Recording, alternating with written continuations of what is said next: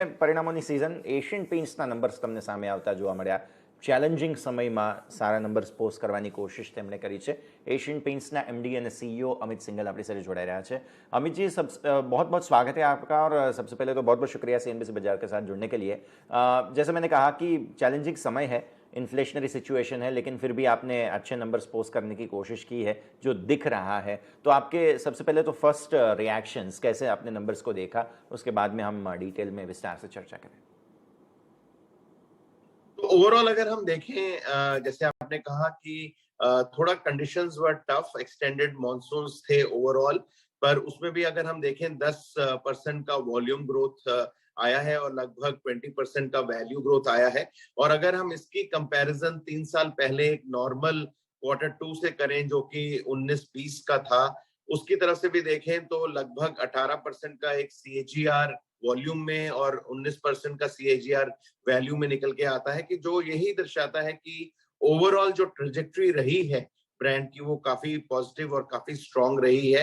और मैं समझता हूं कि टुडे ये जो रिजल्ट आया है जिसमें कि पीबीटी ग्रोथ भी लगभग 23% है, पैट ग्रोथ लगभग आपका 23% है, ऑन स्टैंड अलोन और कंसोलिडेटेड पे 33% है. ओवरऑल नंबर्स उस हिसाब से अच्छे हैं. और अगर हम H1 का परफॉर्मेंस देखें ओवरऑल, उसमें भी 37% का एक वैल्यू ग्रोथ और 24% का वॉल्यूम ग्रोथ रहा है. तो ग्रॉस मार्जिन्स डेफिनेटली चैलेंजिंग रहे हैं, क्योंकि अगर हम ओवरऑल इन्फ्लेशन देखें, फर्स्ट क्वार्टर में 6% का इन्फ्लेशन था, सेकंड क्वार्टर में हमने 2% का इन्फ्लेशन देखा. उसके अगेंस्ट हमने फर्स्ट क्वार्टर में 2% का प्राइस इंक्रीज लिया था और सेकंड क्वार्टर में 1% का प्राइस इंक्रीज लिया है. तो अगर हम देखें, इन्फ्लेशन का ज्यादा इम्पैक्ट Q2 में आया है और लगभग जो हमने प्राइस इंक्रीजेस भी लिए हैं वो पूरा जो इन्फ्लेशन है उसको कवर अप नहीं करते. उसके लगभग हम देख रहे हैं कि जो ज्यादा आज इम्पैक्ट ग्रॉस मार्जिन्स पे आया है वो इन्फ्लेशन के कारण आया है. और आज की तारीख में जो ओवरऑल ग्रॉस मार्जिन है वो अबाउट 35.6% है इन Q2. अगर हम पिछले साल की ग्रॉस मार्जिन से कंपेयर करें वो 35% था, तो 0.6% की ओवरऑल बढ़ोतरी है. But sequentially gross margin definitely low आया है, जैसे मैंने आपको बताया इन्फ्लेशन के कारण. हम समझते हैं आने वाले टाइम में it is a matter of inflation coming down और ये ग्रॉस मार्जिन्स अपना जो बैंड है उस बैंड में, जो हम 38-40% का बैंड बोलते हैं, उस बैंड में डेफिनेटली हम आने की कोशिश करेंगे. Definitely sir. इसके अलावा करेंसी मार्केट में हम देख रहे हैं भारी वॉलेटिलिटी है. ऑब्वियसली हमारे रॉ मटेरियल की वजह से हमें देखना भी पड़ता है करेंसी मार्केट को. हर कंपनी अपने हिसाब से हेजिंग करती है, लेकिन ये जो वॉलेटिलिटी है कैसे देख रहे हैं? कोई इम्पैक्ट बिजनेस पर आता हुआ देख रहे हैं इससे? तो ओवरऑल अगर हम देखें कि अगर हम एब्सोल्यूट लेवल पे देखें तो क्रूड लेवल प्राइसेस काफी कम हो गए हैं. ओवरऑल जो क्रूड डेरिवेटिव्स हैं, कई रॉ मटेरियल्स जो पेंट इंडस्ट्री में जाते हैं उसमें हमें काफी नमी दिख रही है आते हुए. ओवरऑल उसकी वजह से हमें लगता है कि एक डिफ्लेशनरी ट्रेंड रहेगा रॉ मटेरियल प्राइसेस में, लगभग 5 से 6% का हमें दिखने में आ रहा है.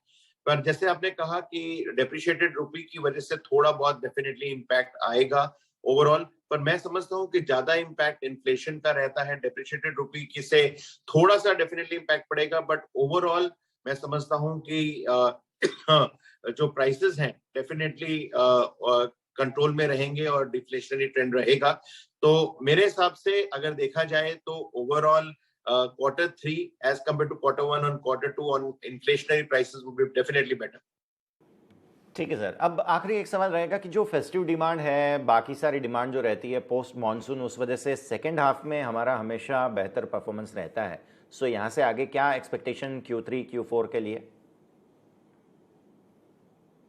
तो ओवरऑल जैसे कहा आपने ठीक, अक्टूबर में हम डेफिनेटली पिकअप देख रहे हैं रिटेल मार्केट में. ओवरऑल आने वाले टाइम में जो हमें रूरल मार्केट्स दिख रहे हैं उसमें Q2 में भी अच्छा परफॉर्मेंस रहा. और हम समझते हैं कि जिस तरह का इस बार ओवरऑल मॉनसून्स का ओवरऑल पॉजिटिव असर रहा है उसका सेंटिमेंट डेफिनेटली प्रिवेल करेगा, जो कि हमें रूरल मार्केट्स में अच्छा एक ग्रोथ डेफिनेटली देगा.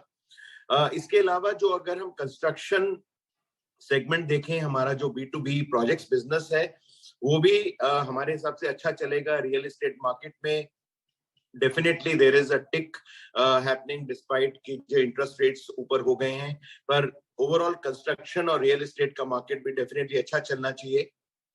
और एक जो वेडिंग सीजन है, हम समझते हैं कि वो एक काफी पेंट के डिमांड को प्रोत्साहन देता है, तो वेडिंग सीजन भी काफी स्ट्रॉन्ग नजर आता है हमें। ये सब फैक्टर्स देखते हुए हमें लगता है कि जो हमारा ओवरऑल डबल डिजिट का आज हमने ओवरऑल ट्रेंड पिछले कई क्वार्टर से रखा है, वो डेफिनेटली चलना चाहिए और डिमांड कंडीशंस अच्छी होनी चाहिए।